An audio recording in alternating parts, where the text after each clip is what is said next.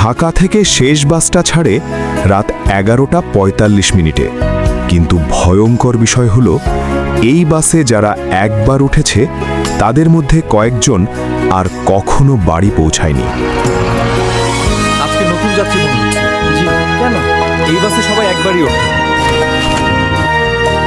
শুরু করছি ভূতের গল্প 2.0 এর আজকের গল্প। গল্পের নাম শেষ বাস, পর্ব 1, শেষ বাসের যাত্রী। রাত প্রায় 11:30।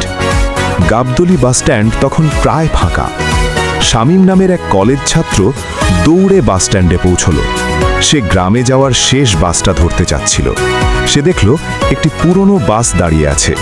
বাসের সামনে শুধু লেখা নাইট সার্ভিস। বাসটা দেখতে অদ্ভুত লাগছিল। লাইটগুলো ম্লান আর পুরো বাসে এক ধরনের অস্বস্তিকর নীরবতা। শামীম বাসে উঠে পড়ল। ভেতরে ঢুকে সে অবাক হলো, কারণ বাসে মাত্র 4 জন যাত্রী। একজন বৃদ্ধ লোক, একজন মাঝবয়সী মহিলা, একজন চুপচাপ বসে থাকা যুবক আর এক কোণে বসে থাকা ছোট্ট একটি ছেলে। সবাই খুব চুপচাপ। কিছুক্ষণ পর কন্ডাক্টর এসে বলল, ভাড়া দিন। শামীম টাকা দিল। কন্ডাক্টর টিকিট দিয়ে ধীরে বলল, আজকে নতুন যাত্রী মনে হচ্ছে। শামীম অবাক হয়ে বলল, জি, কেন? লোকটা রহস্যময়ভাবে হেসে বলল, এই বাসে সবাই একবারই ওঠে। শামীম কথাটা ঠিক বুঝতে পারল না, কিন্তু কয়েক মিনিট পর সে বুঝতে পারল এই বাসটা সাধারণ কোনো বাস না। কারণ ঠিক তখনই বাসের লাইট হঠাৎ টিমটিম করে নিভে গেল। কি ঘটেছিল সেই অন্ধকার বাসের ভিতরে? জানতে শুনুন পরের পর্ব।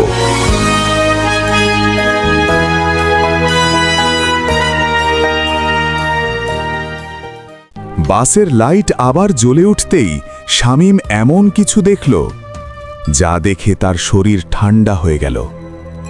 ভূতের গল্প 2.0-তে আজকের গল্প শেষ বাসের পরবর্তী পর্বে আপনাদেরকে স্বাগতম। শুরু করছি আজকের গল্প। লাইট জ্বলে উঠতেই শামীম দেখল সামনের সিটে বসে থাকা বৃদ্ধ লোকটা তার দিকে তাকিয়ে আছে, কিন্তু তার চোখ দুটো অস্বাভাবিক সাদা। শামীম ভয় পেয়ে অন্যদিকে তাকালো। ঠিক তখনই সে টের পেল তার পাশে কেউ দাঁড়িয়ে আছে। সে ঘুরে দেখল ওই ছোট ছেলেটা। ছেলেটা খুব ধীরে বলল, তুমি কি জানো এই বাস কোথায় যায়? শামীম বলল, গ্রামে।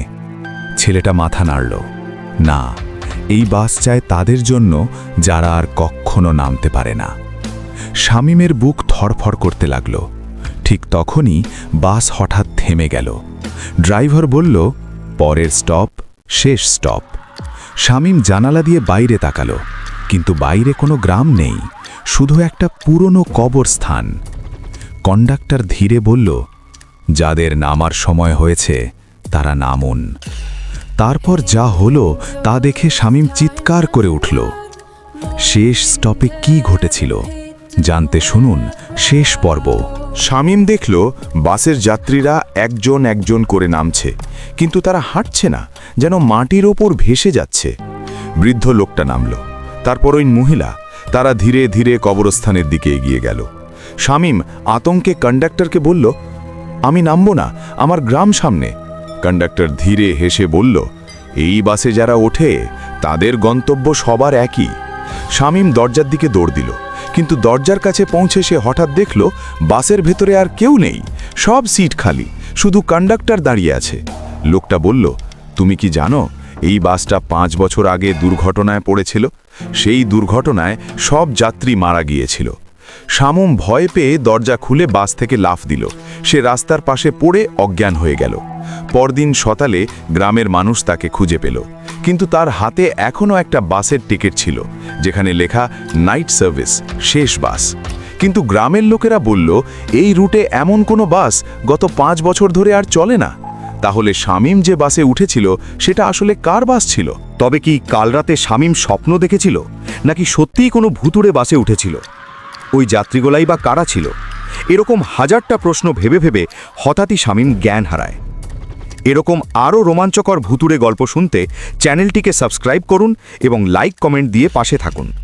আর গল্পটি কেমন লেগেছে আর সামনে কেমন গল্প শুনতে চান কমেন্ট করে জানাবেন কিন্তু।